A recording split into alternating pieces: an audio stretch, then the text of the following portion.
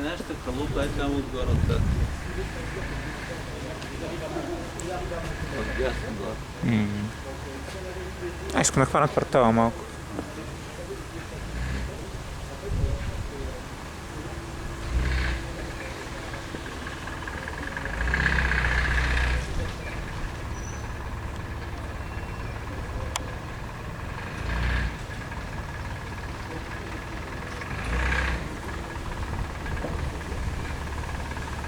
Това е твоята стаичка, както.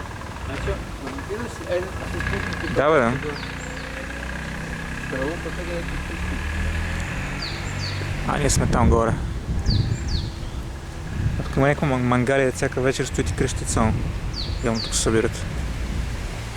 От тази страна не бяхме излизали отпреди.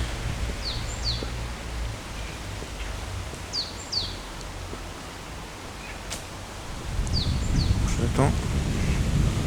Квартал е супер. Спокойствие.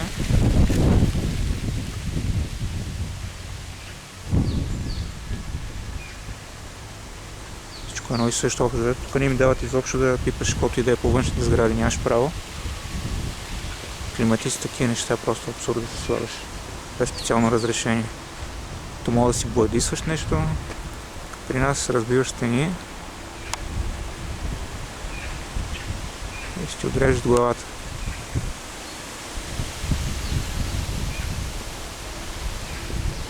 Така, се връщаме. Ще отидем малко се разходим, че днеска времето пак е шантъл, евентуално до киното.